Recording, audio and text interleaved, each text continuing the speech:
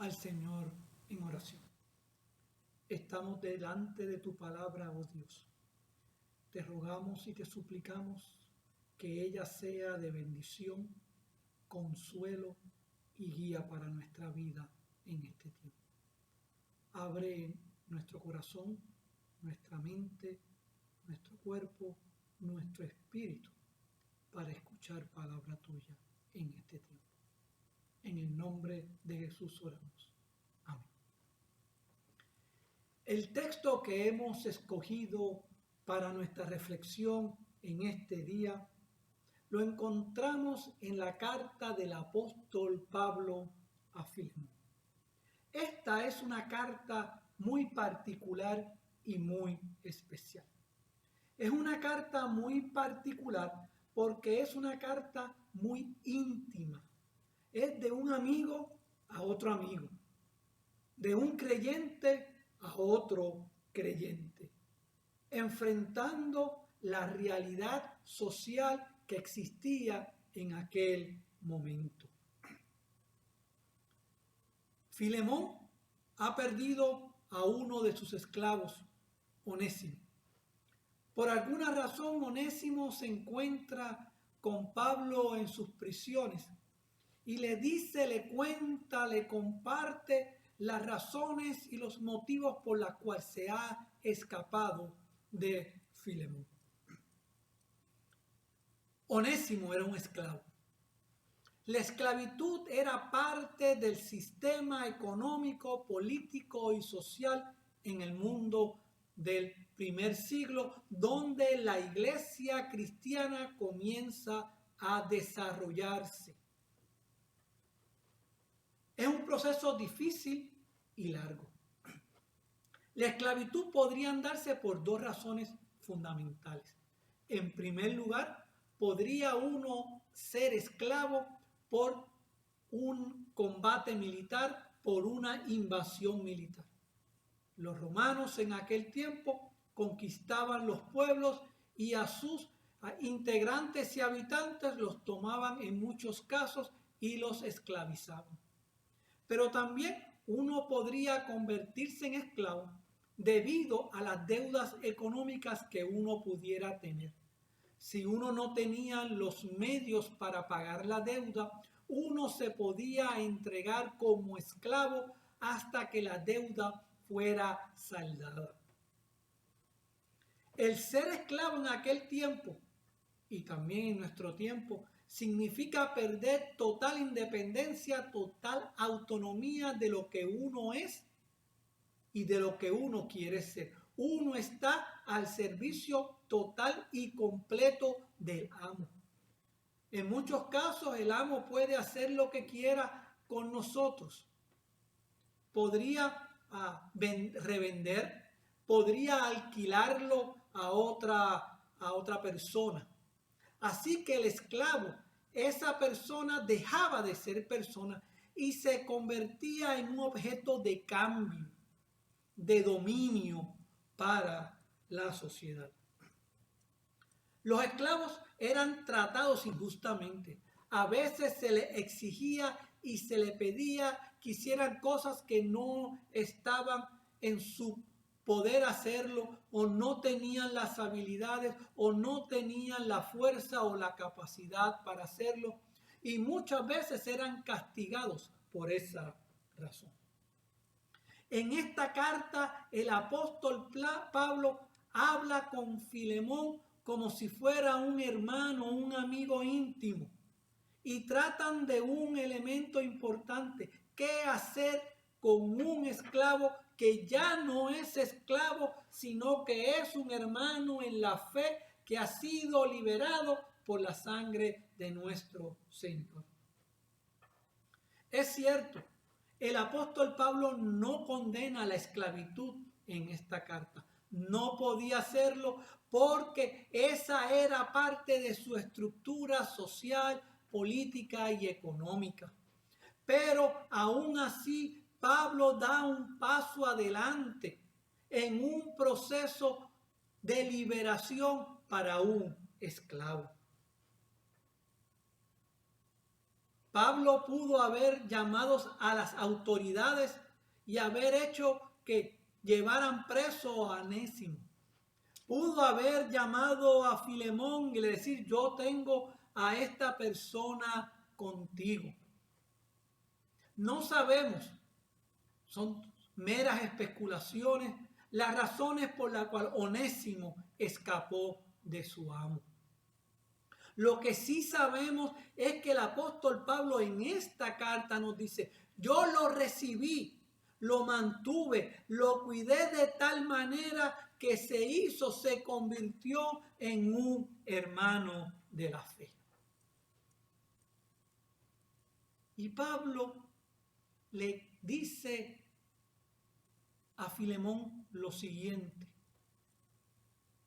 aunque tengo mucha libertad en Cristo para mandarte lo que conviene, más bien te ruego por amor que recibas a Onésimo nuevamente. Y quisiera hablar de dos cosas muy importantes. Primero, de la libertad. Sí, todos aquellos que hemos creído en Jesucristo podemos afirmar que hemos sido liberados y libertados del pecado y de la maldad. Todos, no importar quién somos, todos hemos sido liberados en el amor de Dios. Ahora, tenemos también que reconocer que además de recibir la libertad, también hemos recibido el amor y la gracia de Jesucristo para nosotros. Pero no la hemos recibido la libertad y el amor solamente para nosotros, sino los otros y las otras que han hecho esa opción también han sido liberados y han recibido el amor. Y es interesante lo que dice el apóstol Pablo. Dice, yo tengo la autoridad de decirte lo que debes hacer, pero te voy a dar la libertad a ti para que actúes en amor. Sí, hermanos y hermanas, Dios nos ha liberado, pero nos ha liberado para que actuemos siempre en amor. Sí, tenemos la libertad de amar, pero tenemos que amar a todos y a todas sin hacer distinción de personas. Dios también nos pide que amemos. No que amemos como cualquier sentimiento vago, como ya hemos compartido en otras reflexiones, sino con acciones claras y concretas. Y Pablo, más adelante en el versículo 17 y en el versículo 14, nos dice, así pues, si me tienes por hermano en la fe, recíbelo como si se tratase de mí mismo. Es decir, ya Pablo dice, yo soy Onésimo, yo soy parte de Onésimo, y a ti que eres un hermano en la fe, te pido que lo recibas como a mí mismo. Y ya le dice el apóstol Pablo, ya no es un esclavo Onésimo, es un hermano en la fe. Por lo tanto, de forma indirecta, Pablo le señala a Filemón que es necesario que Onésimo sea liberado de su carga, de lo que haya pasado en el pasado, pero que también se establezca una nueva relación entre ellos. Y en eso estamos en este tiempo, hermanos y hermanas. Tenemos que comenzar a restablecer relaciones entre nosotros, entre los hombres y las mujeres, entre los blancos y la gente de color, entre las nacionalidades, que esté basada en la libertad mutua y sobre todo en el amor. Que nos podamos recibir mutuamente, que podamos aceptarnos mutuamente, que podamos compartir mutuamente en medio de la diversidad que existe en medio nuestro. Pero solo Lo podemos hacer si aceptamos primero que hemos sido liberados en Cristo Jesús y que hemos experimentado el amor y la gracia de nuestro Señor. Sí, hermanos, como lo he dicho antes en otras reflexiones, es importante que reconozcamos los problemas sociales que vivimos todos los días, las diferencias de clase, de raza, de cultura, de género, de sexo. Pero también es importante que esa transformación y esa liberación tiene que pasar por también un proceso interno de liberación y de experimentar la gracia y el amor de Dios. Pablo está claro. Filemón, tú has sido liberado en Cristo Jesús. Tú has experimentado el amor de Dios. Y ahora te pido y te ruego que actúes en amor. No porque te lo impongo, sino porque tú le amas a Onésimo. Es interesante, en el versículo 14 dice, pero no quiero hacer nada que tú antes no hayas aprobado, para que el favor que me haces no sea por obligación, sino por tu propia voluntad. Hacemos las cosas en amor porque las hacemos por nuestra propia voluntad. Nada ni nadie nos obliga a hacer absolutamente nada. Sí, hermanos, tenemos la libertad de no utilizar la mascarilla, pero no estamos actuando el amor si no lo hacemos. El acto de mi libertad es amar al otro utilizando la mascarilla todo el tiempo.